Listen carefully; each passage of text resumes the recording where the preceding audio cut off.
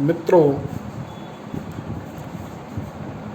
और पिछड़े वर्ग के साथियों, मैं रमाकांत यादव, संयोजक राष्ट्रीय पिछड़ा वर्ग अधिकार संगठन। साथियों, हम पिछले सन 2009 से पिछड़े वर्ग के जागरण में निरंतर लगे हुए हैं। वैसे तो पिछले 1993 से हम लोग निरंतर ही इस बात को समझे कि इस देश में जो इनइक्वालिटी है वो इकोनॉमिकल अकेली नहीं है, केवल इकोनॉमिक इनइक्वालिटी नहीं है, बल्कि इस देश में जाति आधारित डाइवर्सिटी है, डिस्क्रिमिनेशन है और समाज की जो व्यवस्था है वो जाति आधारित है। The caste system is the reality of our country. इस बात को हम कैसे भी झुठला नहीं सकते। तो जब कास्ट सिस्टम रियलिटी है हमारे देश की, तो योजनाएं भी कास्ट सिस्टम के आधार पर बनना चाहिए।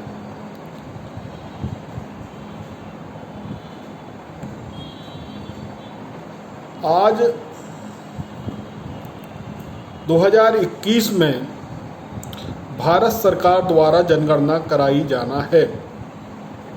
वैसे जनगणना यदि कोरोना काल नहीं होता तो आज जनगणना हो रही होती। साथियों, 2011 में हम लोगों ने महामहिम भारत के राष्ट्रपति के नाम और तत्कालीन प्रधानमंत्री के नाम और हर जगह जो सेंसस से संबंधित कार्यालय हैं वहाँ तक ज्ञापन के माध्यम से इस बात को पहुंचाने का काम किया था कि जनगणना का उद्देश्य केवल लोगों की संख्या ज्ञात करना नहीं है, बल्कि सामाजिक स्थिति देश में कैसी है यह भी ज्ञात करना है। तो जब उद्देश्य यह है और समाज चूंकि जातियों में बटा हुआ है, और जातियों में बटे हुए समाज के समूह जो है उनको सरकार ने, संविधान ने वर्ग माना है, वो वर्ग में बटा हुआ समाज है।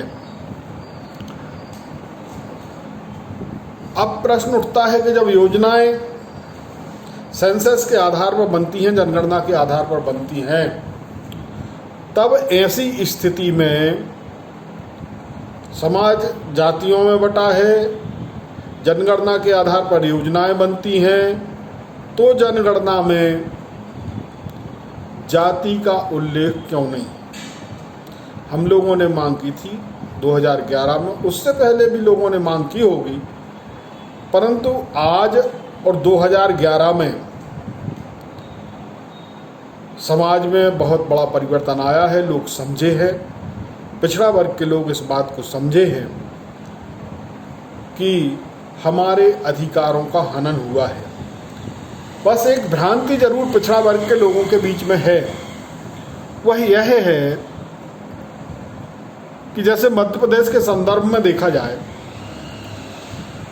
तो अनुसूचित जनजाति की जनसंख्या 20%, आरक्षण 20%, अनुसूचित जाति की जनसंख्या 16%, आरक्षण 16%।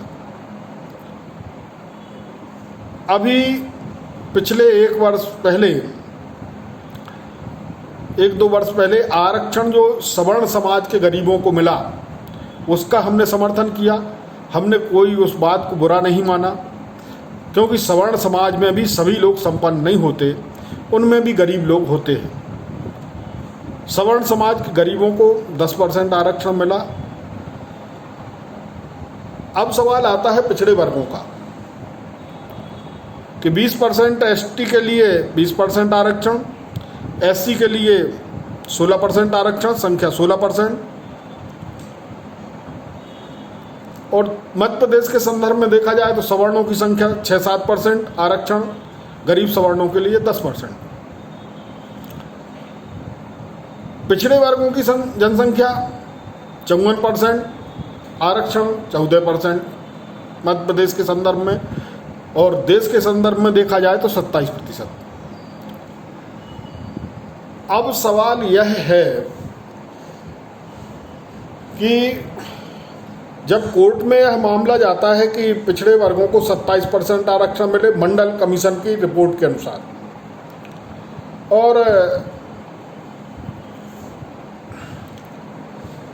संख्या के अनुपात में यदि आरक्षण जैसा सबको मिल रहा है उस अनुपात में मिले तो देश के अनुपात में 65%, मध्य प्रदेश के संदर्भ में 54% आरक्षण हमें मिलना चाहिए। परंतु कोर्ट में जब मामला जाता है तो कोर्ट कहता है, कोर्ट में सरकारें कहती हैं, चाहे केंद्र की सरकार हो चाहे प्रदेशों की सरकार हो, तो गवर्नमेंट कहती है कि हमें जानकारी नहीं है कि पिछड़े वर्गों की संख्या कितनी है, इसलिए हम सिफारिश नहीं कर सकते कि कितना आरक्षण उनको दिया जाए। दूसरी तरफ कोर्ट कहता है कि 50% से अधिक आरक्षण नहीं दिया जा सकता, संविधान में ऐसा प्राविधान है। जबकि जब 10% आरक्षण सवर्ण समाज को 72 घंटे के अंदर सरकार देती है तो आरक्षण 60% हो जाता है। उस समय कोर्ट कुछ नहीं कहता, कोर्ट इस बात का ध्यान नहीं रखता कि 50% की सीमाएं पार हो रही हैं। परंतु पिछड़े वर्ग की जब बात आती है तो पिछड़ा वर्ग के बारे में कहा जाता है कि यह सीमा 50% से अधिक नहीं हो सकती। अब पिछड़ा वर्ग, इस विषय में जानकारी अधिकांश लोग नहीं रखते और वो एससी और एसटी के लोगों को अपना दुश्मन समझते हैं कि इनने हमारा हिस्सा ले लिया है, जबकि वास्तविकता यह नहीं है। वास्तविकता यह है कि हमारा हिस्सा हमें नहीं मिल रहा है। उस संदर्भ में आज महत्वपूर्ण समय चल रहा है 2021 का। 2021 में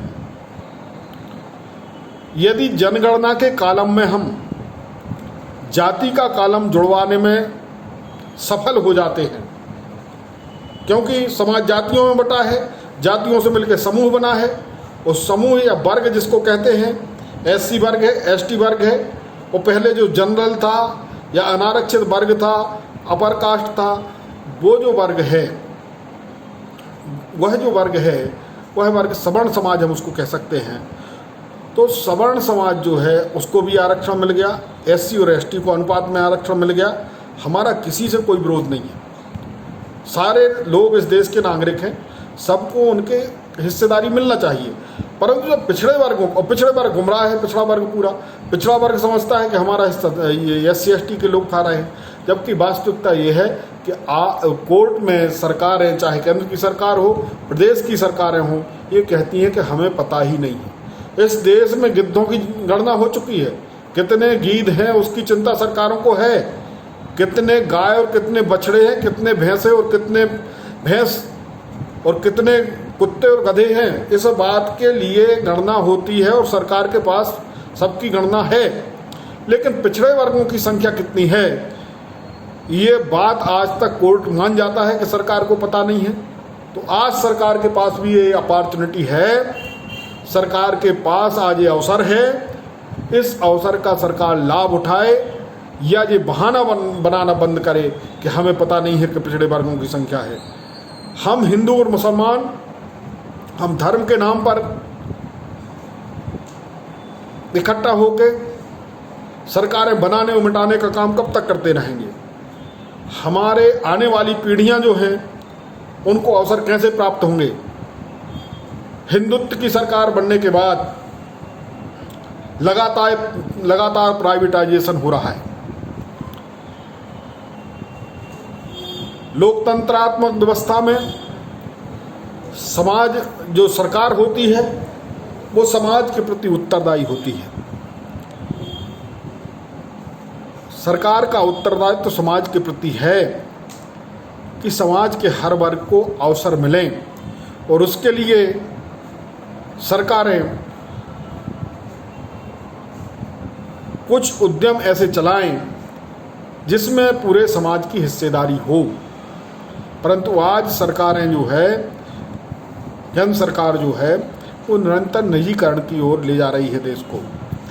और यदि देश निजीकरण की ओर जा रहा है तो निजी क्षेत्र में आरक्षण नहीं है, निजी क्षेत्र में वो है उपलब्धियां भी उनके कर्मचारियों को नहीं है जो शासन में हो सकती हैं। और ये कोई हमारे ऊपर एहसान नहीं था, ये देश हमारा है, इस देश में के हम टैक्स पेयर हैं, इस देश को हम टैक्स देते हैं। हर गरीब से गरीब आदमी जो माचिस की डिब्बी भी खरीदता है वो भी टैक्स पेयर है। यदि वो टैक्स देता है तो इस देश में उसकी भी बराबरी की हिस्सेदारी बनती है। तो इसलिए साथियों, विषय चूँकि अभी मुख्य रूप से जनगणना का है कि हम सारे लोगों को इस बात को समझना है कि देश में जो जनगणना हो रही है उसमें जाति का कॉलम जोड़ा जाए। जाति का कॉलम जुड़ने से सारे समाजों का, दूसरी इसमें एक महत्वपूर्ण बिंदु और है कि जैसे पिछड़े वर्ग में कुछ जातियां ऐसी हैं जो कम संख्या की हैं, उनको अवसर नहीं मिल पाते। उनको कहा जाता है कि कुछ बड़ी संख्या की जातियां हैं, वो तुम्हारा अधिकार ले लेती हैं। पिछड़े वर्गों को कहा जाता है कि SC ST के लोग तुम्हारा अधिकार ले रहे हैं, और पिछड़े वर्गों में जो कुछ जातियां हैं उनसे कहा जाता है कि पिछड़े वर्ग की जो बहुसंख्यक जातियां हैं वो तुम्हारा हिस्सा ले रहे हैं। हमारा कहना ये है कि आप जनगणना करा लीजिए जाति आधारित, और जिसका जो हिस्सा बनता है, कम संख्या वाले का कितना हिस्सा बनता है, उसको भी उसी अनुपात में अवसर मिलना चाहिए। तो साथियों, ये सब हो पाएगा यदि हम जनगणना में जाति का कॉलम जुड़वा पाए। तो जहाँ जहाँ तक मेरी यह बात पहुँचती है, मैं सारे लोगों से विनम्र निवेदन करना चाहूँगा। आजकल जो नए पढ़े लिखे लोग हैं, अंग्रेजी माध्यम से जो पढ़ रहे हैं, उनको लगता है कि ये पुरातनपंथी लोग हैं, ऑर्थोडॉक्स हैं, हमारा सोच जो है वो पुराना है, जातियाँ अब कहाँ हैं। इस तरह से सोचने वाले लोगों को जब वो इंटरव्यू देने जाते हैं, जब उनका रिटर्न में नंबर ज़्यादा होते हैं, इंटरव्यू में नंबर कम किए जाते हैं, तब उनको पता लगता है कि वास्तव में देश में जाति एक सच्चाई है। साथियों, प्रैक्टिकल के नंबर, जब आप कोई मेडिकल लाइन में जाइए, पढ़ रहे हो, तो आपके प्रैक्टिकल के नंबर अन्य से कम होते हैं, तब आपको पता चलता है कि वास्तव में, या आप उस पर गौर नहीं कर पाते अभी नए छात्र, लेकिन आपको इन सब पे, और आप परीक्षाओं के लिए कितनी भी तैयारी कर लें। मैं पिछड़े वर्ग के विद्यार्थियों से और ऐसे नवयुवकों से जो नौकरियों की तैयारी कर रहे हैं, उनसे भी निवेदन करना चाहूँगा, अनुरोध करना चाहूँगा कि आप कितनी भी तैयारी कर लें, कितने भी नंबर ले आएं, यदि आप अपनी सामाजिक लड़ाई को नहीं लड़ रहे हैं तो आप अकेले पढ़ाई के दम पर अपना भविष्य उज्जवल नहीं कर सकते। आपको उसके लिए सामाजिक न्याय की लड़ाई को समझना ही होगा। इसलिए पुनः निवेदन करते हुए कि सारे लोग इस बात को समझेंगे और सेंसस 2021 में जाति आधारित जनगणना हो, इसके लिए हम सारे लोग प्रयास करेंगे। अगला वीडियो में शीघ्र ही विस्तार पूर्वक और पिछड़े वर्गों के विषय में डालूंगा। आज यह बात मेरे मन में बहुत समय से थी। बहुत सारे लोग मध्य प्रदेश में और पूरे देश में पिछड़े वर्गों के जागरण में बहुत बड़ा काम कर रहे हैं, वो सभी धन्यवाद के पात्र हैं। साथियों, सबसे निवेदन है हम सारे लोग मिलके इस काम को करेंगे ताकि आने वाली पीढ़ियां इस बात को कहें कि हमारे पुराने लोगों ने हमारे लिए कुछ किया, जागरूक लोग थे। साथियों, ऐसी बात आपके बीच में रखता हुआ यहीं अपनी बात को समाप्त करूंगा। जय हिंद, धन्यवाद, जय भारत।